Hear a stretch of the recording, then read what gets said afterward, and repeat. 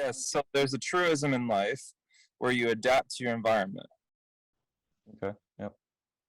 And that also applies with our sphere of influence. And one way that I've experienced this, or I'm reminded of this pretty well, is as I'm walking away from a hangout with somebody, um, or even just the last person I interacted with, it feels like I just like picked up part of them, and I'm just like feeling as if I am them in some ways. And I don't know how much of that is like imagining, spending time imagining that I'd be an actor one day, and then just like I learned some of this character, or if it was something to do with like the quantum particles exchange going on, and just really noticing that. And yeah, I'm highly influenced by the last person I interact with. Like it just becomes some direction that I'm more considerate in, or it's my perspective has shifted a little bit, and it's just like that person's identity is supplanted into my being for the rest of the time, and I suppose until I interact with the next person, and then I'm not saying that they even take over. It's just like I'm just adding, right? So, anyways, have either of you felt this way where you walk away on on your own after you're spending time with somebody, and you just feel like that person is like with you more than they're with you, like you kind of like become them in a sense, like little different view. So, to an extent, I guess. Um, what's that saying where like you're the result of like the five closest people that you hang out with or whatever? Average of the five people Yeah. you spend with. Yeah. Yeah. I think that's kind of goes along with what you're talking about, but I think maybe I don't know, people are more influenced if they're more open people. And I think that is your case. You're probably, I mean, you Oops. are. Oops. Yep. That's not a bad thing. I don't think. You probably just want to be, if you're that open, like I'm also a very open person like that. You want to be very clear about what you want and be very selective about the people you put yourself in their atmosphere, the time you spend with them. If you know you're that highly influenced, being really clear about who you want to be spending that time with.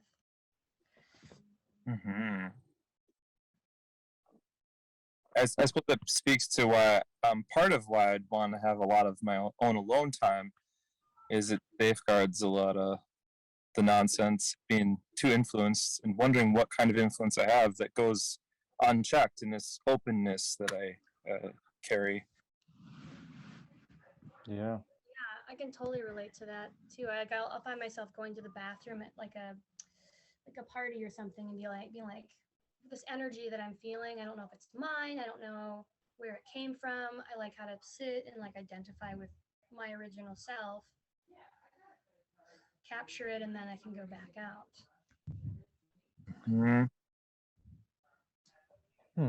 So you guys know each other. So what happens when you guys interact if you guys are both very open people? We melt into one another. When we go, we are each other's mirror in that bathroom of any said party. And we reflect to one another the things that we notice, and we get to notice each other more fully, more deeply. There's a lot of it's like whatever we're doing, there's a lot of easy eye contact. It's like I feel like I can lock in and I'm not really questioning where he's at. I'm just, and I can kind of feel it, and then I don't have to think very hard. We're just kind of moving through the world, through what we're doing. It's easy. It's so easy. That's pretty cool. I don't think I'm like that. What would you say, Dan? You know me. I mean, Like the first thing I think of is you're a logician. mhm. And it comes from a gamey like a game kind of a place. Like you're like strategic like that. Like, you're trying to see like some fails and some things that are said or like missing details like and I can almost see it in your eyes like like you want to ask more questions and get a better like view of it, but not that you even always would ask. um you're an easy chuckler too. um Top notch dad joker.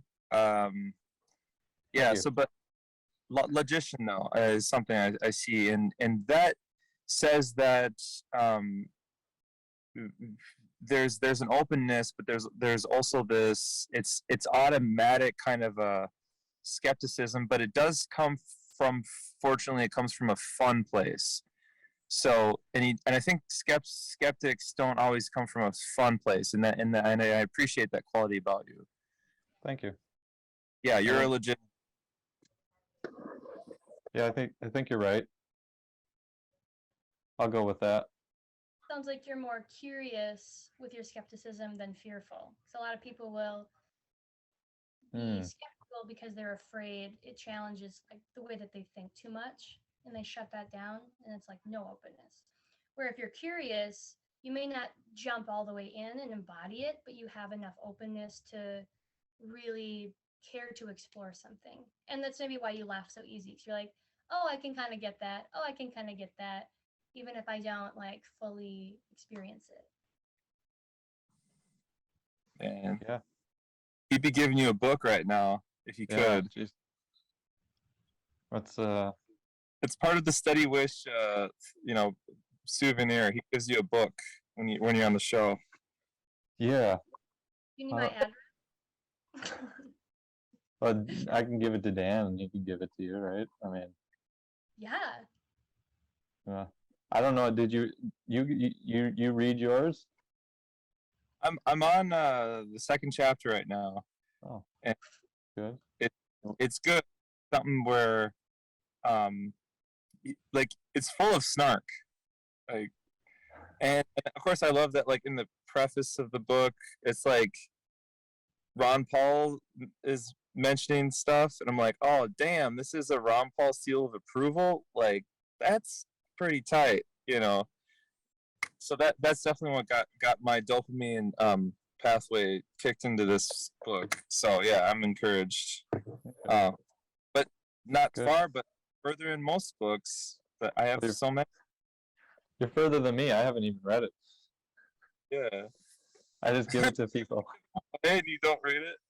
Read this and tell me what it's like. Well, Uh, the your steady wish and what you might influence us by, just to bring it back to base, which is a phrase I love to use. mhm. Just bring it back to base.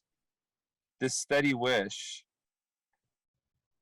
you want to influence us, it would seem, through this podcast, and you also want to learn. This is the curious part where you want to learn about other people, and then also to bring in to the base this book that you give away, this financial understanding book. Why is it that this book was the one that you wanted to give away in your influence? Like, why am I to remember you in relation to building financial fitness?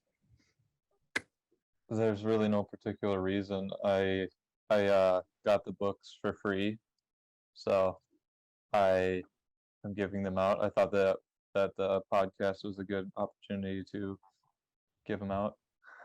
Um, I mean, I think I gave one to my sister too. So, or did she? She might have not. I meant to. If I didn't, I meant to. Um, Sorry, sis. yeah, I can't remember. You're But you're financially ruined without that book. yeah, yeah. I don't look at. I don't know. I suppose there's a certain amount of influence that I have on people doing this, but I actually look at it more of um, just everybody having influence on each other, everybody learning about each other and stuff, and maybe more of what what I like about it more is that I get to hear a lot of things and I get to learn a lot of things from people and different perspectives, and that's so maybe it's kind of a little selfish, but Is yeah. Selfish. I mean, you have to just focus on what you like, because I mean that's like the most that draws people in. You know, it's like when a niche, having like a niche area of expertise, like that's the stuff that makes sense to you. That's the biggest influence you can have, is like just focusing on what you care about.